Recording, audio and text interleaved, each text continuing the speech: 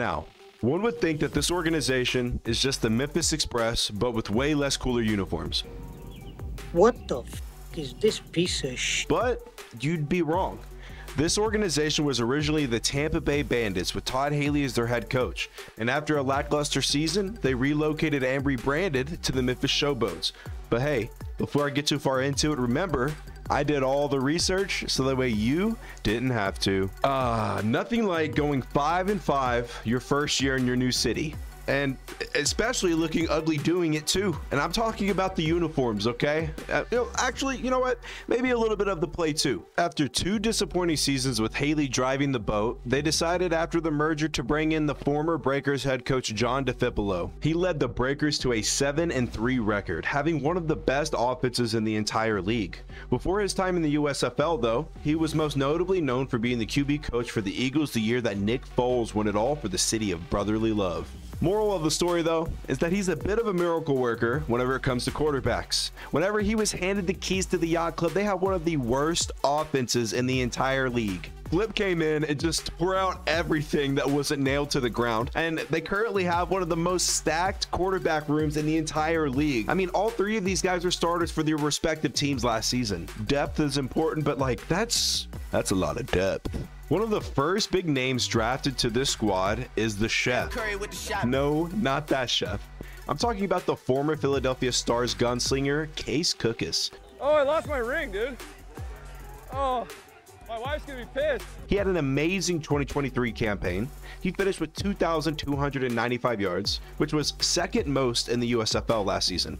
15 touchdowns with a whopping 62.8 completion percentage. Okay, now I know why they call him Chef Cookus. But in my defense, his name is very close to Chef Tookus, which, you know, it's kind of hard to correlate somebody with cooking defenders with Tookus, but you know, the tape says otherwise. They also signed former Pittsburgh signal caller Troy Williams, and he had a decent season, but let's just be honest with ourselves here. The defense is what made the Maulers team relevant. But to be fair though, Williams did kind of pop off last year, okay? I mean, he was a one-man show on that offense, and not only was he lining up under center for them, he was also the leading rusher for this squad as well. In my opinion, the biggest question mark, if they drafted one of the best quarterbacks in the USFL last season, and they even signed a pretty good backup, what was the point of adding Josh Love to the roster? I already know what you're thinking. No, he is not related to Jordan Love. No relation. I mean, he had a pretty solid season for a pretty bad team in 2023, and much like Troy,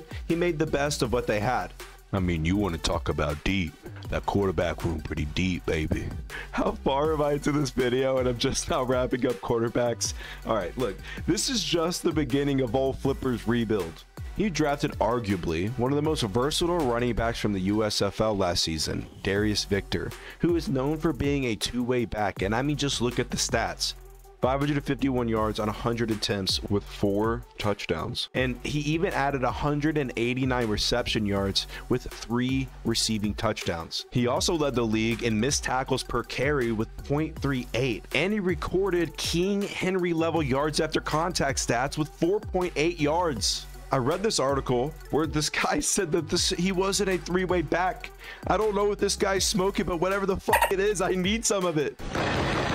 They even stole a talented backup off the board in Trey Williams. I mean, I would argue that this guy could even split the load with Victor, because back in 2022, this guy was one of the best backs in the USFL. And even in 2023, with significantly less usage, he still produced. In 35 attempts, he had 205 yards and 2 tutties. And oh yeah, that's 5.8 yards per carry. They even drafted Vinny Papali. And yes, he was on the team last year, but he did end up leaving and signing with the Breakers towards the end of the year last season. Vinny did have a solid season, earning all USFL honors. And here's a fact for you. 8 out of his 33 catches were contested, which was tied for second most. And he only saw fewer than 4 targets twice. That proves reliable hands. And just another tidbit of information for you. His dad was the guy that Mark Wahlberg played in the movie Invincible. And when Marky Mark plays you in a movie, you know you're doing something right. The second big name that they drafted was wide receiver Jonathan Adams, who was one of the best receivers in the USFL. He had 511 yards with 2 touchdowns as well. Sage Surratt is the last offensive player that I'm going to mention. Surratt led the Breakers in receiving last season with 552 yards and 50 receptions, and he also led the USFL in receiving yards amongst all tight ends. Flip did come in and just completely rebuild the offense from the ground up, and he brought over a couple of familiar faces from the Breakers to come over and help with the fluidity of the system. But as far as the defense is concerned, he drafted a couple of solid pieces, but for the most part, he just retained what they already had. The first big name that was drafted onto this defense was linebacker Vontae Diggs, and he had a monster